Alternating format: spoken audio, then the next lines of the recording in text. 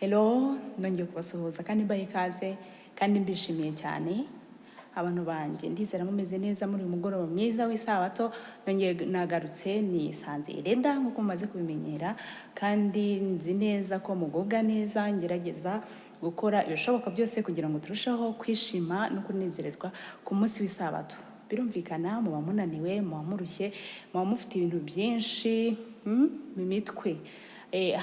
Hari akanya rero kaba kagomba kuboneka, hanyuma tukenjoyinga, tukaruhuka, hanyuma tukibuka no gusabana n'Imana mu kanya gatoya tuba tubonye.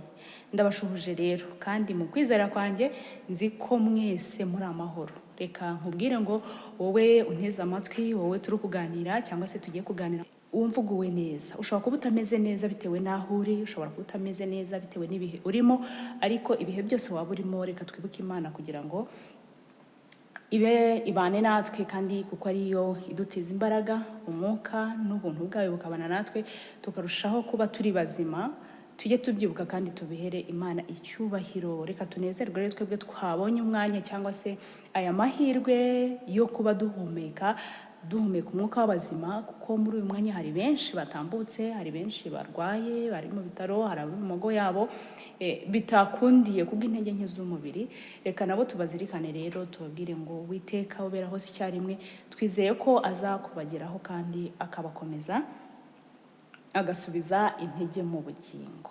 Nk'uko tumaze kumenyera rero, murabizi ko mpora mbifuriza kugubwa neza. Ubushize twari dufite umutumirwa, simbizi niba mwarambwiye ngo azagaruke, ariko narabibonye. Tugerageze kujya tubana nabo, hanyuma mumbwire muti ibi bintu ni sawa cyangwa se ntago ari sawa. Mparanira gukora rero ibibanezeza.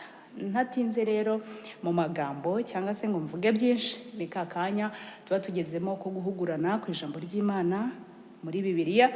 Ndizera ko mwamaze gufata ibitabo hafi cyangwa se Bibiliya, ijambo ry'Imana, kuko ari byo tureberamo ijambo cyangwa se isomo ry'umugoroba, kugira ngo turyige, turiganireho, umpugure nanjye ngo uhugure mu bumenyi buke umuntu aba afite, ariko turusheho kwegerana n'Imana.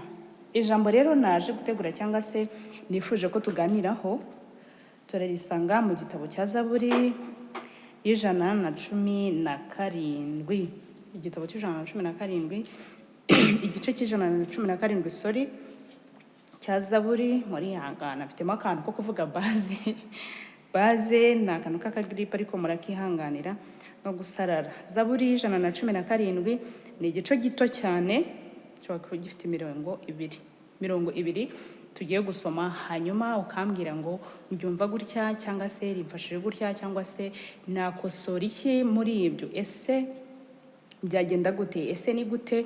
Ukurikije uko umurongo wa Bibiliya ukubwira cyangwa se umbwira. Buri wese agira uko abyumva, akagira uko abifata, akagira n'uburyo abicengeza mu mubiri we. Reka rero dusome.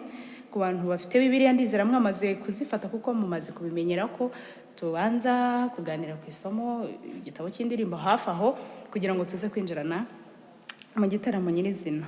Umurongo wa mbere bavuga ngo mwamahanga yose mwe nimushime Uwiteka, mwamoko yose mwe nimumuhimbarize, kuko imbabazi atugirira ari nyinshi, kandi umurava w'Uwiteka uhoraho iteka ryose. Ni isomo rero nakunze cyangwa se nkunda, nshingiye ku murava w'Uwiteka, nshingiye ku mbabazi z'Uwiteka atugirira turi abanyabyaha, kuko nta cyiza kiba mu muntu. Na Pawulo yavuze ati ngambira gukora neza, ariko ibibi bikanga bikantanga imbere. Kuko turi abantu kandi mu byaha arimo twavukiye, ariko biratwibutsa ngo imbabazi z'Uwiteka n'umurava we ku muntu yiremeye, ikamurema imukunze, yacumura ikamucungura ntimutakaze. Ni urukundo rero ruhebuje, ni umurava w'Uwiteka uhoraho kuri twebwe. Ntago ari ya Mana ivuga ngo ejo wakoze iki, ejo bundi wakoze n'iki, none urongeye. Ntago ari kiteye, ahubwo umurava we n'imbabazi ze atugirira birenze ibyaha byacu, birenze ibyaha byawe, birenze ibyaha byanjye. Tuye twishimira rero ko dufite umubyeyi, twishimira ko dufite Imana y'inyembabazi. Nawe ubwawe uzi tuguzahere kuki. Reka mvuge ku bantu munihangana, mvuge ku bantu bafite abana bagize amahirwe yo kubona umugisha wo kubyara. Uzarebe nk'amakosa y'umwana ashobora kugukorera. Mu by'ukuri iyo akigukorera ikosa uba ufite uburakari buri hejuru, ariko iyo aje agusekera akaza akubwira ati mama mbabarira ndakurahiye njye simenye uko bigenze, nibuka nasetse. Uwiteka rero noneho niba arenze twebwe ubwacu, twebwe turababarira, ariko ukavuga ati kandi n'ejo bundi warabikoze, ejo bundi ntiwandakaje, n'ejo bundi ntiwankoreye kino, ntiwongera. Tugahora muri kubara.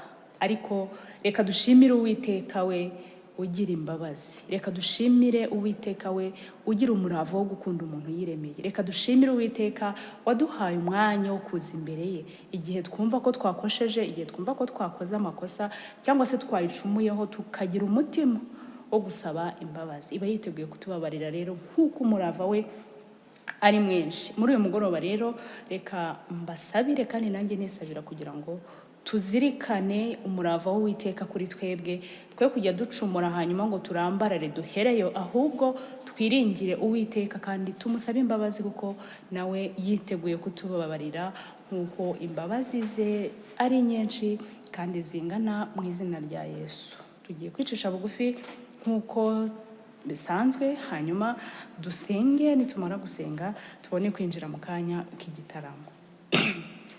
Kadusenga. Imana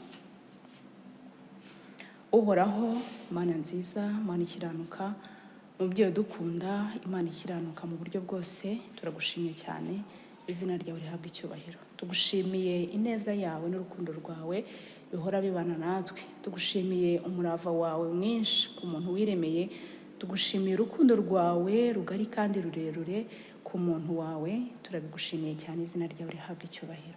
Turagushimira ko waturemye umutima kandi ukatwibutsa ndetse ukatwandikishiriza amagambo y'ihumure n'ibyiringiro kugira ngo turusheho gukomera muri uru rugendo rudutera kugwa bya buri kanya, ukemera kutubwira ko uri umubyeyi w'imbabazi n'impuhwe. Reka tugushimire ko icyo kintu wakidukoreye tutari tubikwiriye, izina ryawe rihabwa icyubahiro. Reka nsabire abantu banyumva, abo tuvugana, abo twigana, abo duhugurana, kugira ngo buri muntu wese aho ari umusange, umugirire neza uko akwifuza kandi akagutakambira abari kumwumva, kuko uri Imana ibera hose icyarimwe, kugira ngo ibi dukora bizatubera impamba n'urwego kandi bijye bibanza gukiza imitima yacu, turushaho kukwiringira ku gipimo cyuzuye, maze bijye birushaho kutubera impamba n'urwego bishobora kuzatugeza ku gakiza kawe. Nuko uyu mugoroba ukomeze kubana natwe, ubana na buri muntu wese, abarwayi bari muri twebwe ubiteho kandi ubagirire neza, uburamburire ikiganza cyawe cyera kandi gikiza, kugira ngo abafite ibibazo bitandukanye urabazi kukubera hose icyarimwe, ukuboko kwawe uragupfunyura ugahaza kwifuza ko ibiriho byose. Reka buri muntu wese agirirwe neza n'ijuru, kandi ijuru rihengeke mu musaya kutwumva, kugira ngo twese tujye dufatanyiriza hamwe gushima ineza yawe. Urakoze rero kudukunda kandi ukabitwereka, urakoze kubana natwe mu buryo bumwe cyangwa ubundi, urakoze kuri Imana yo kwizererwa n'umwihariko, kandi reka tukwiringire by'ukuri mu izina rya Yesu, amen. Tukaba tugiye kuririmba cyangwa se tugiye gutaramira Imana mu ndirimbo ya 28. Ndizera ko ibitabo by'indirimbo ngiki ndagifite, ibitabo by'indirimbo mwabyegeje hafi, hanyuma tukaririmba tukaruhuka tukanezeza Imana mu mpano yaduhaye. Indirimbo ya 28 iravuga ngo shaka gutungana, shaka gutungana. Nta handi rero gutungana biva burya, nta handi tubishakira, harahari. Reka twumve rero umuhimbyi w'indirimbo ya 28 uko yabivuze, hanyuma Yves nawe adufashe ku rufunguzo, hanyuma turirimbe kandi tugubwe neza. Ndizera ko ziza kubagwa neza, mfite ibyiringiro ko mba n'abahitiyemo neza. Ubutaha rero muzanyandikire mumbwire muti ubutaha uzaturirimbire iyi ndirimbo ya kangahe na kangahe, hanyuma tujye turushaho kubana muri gahunda kandi tugubwe neza. Indirimbo rero ya 28 shaka gutungana.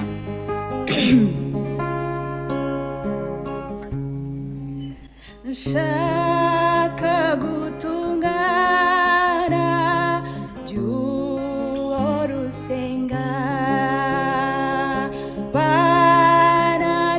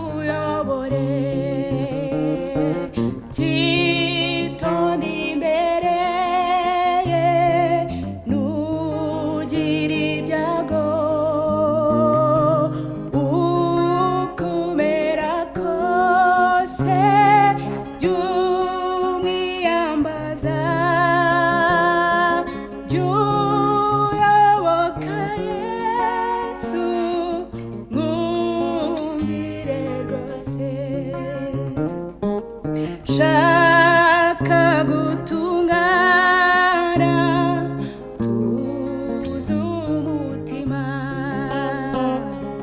tekereza ibyiza wihutiraho jya wumvira umwuka rwiza urukundo uzatunganira kuba mu ijuru.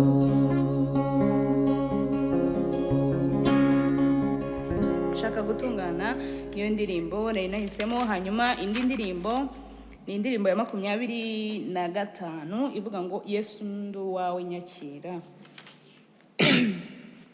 Yesu ndu wawe nyakira, indirimbo ya 25.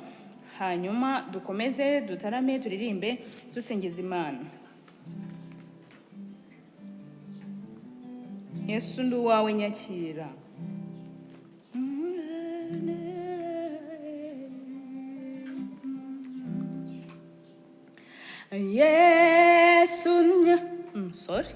Yesu ndu wawe nyakira. Yesu ndu wawe twagiye ibimuza bikatinda. Yesu ndu wawe isanga twagiye. Yesu ndu wawe nyakirani byanjye mfite byose ngukunda zigire nko meze muyoboke nguhaye byose nguhaye byose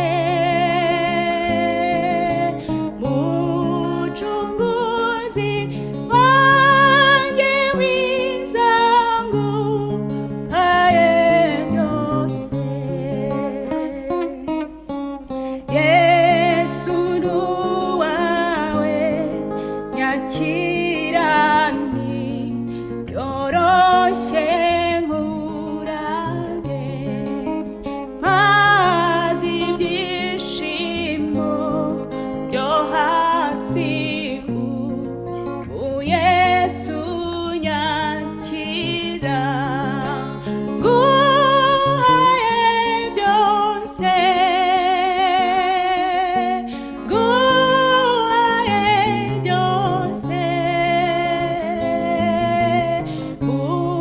mucunguzi wanjye mwiza nguhaye byose.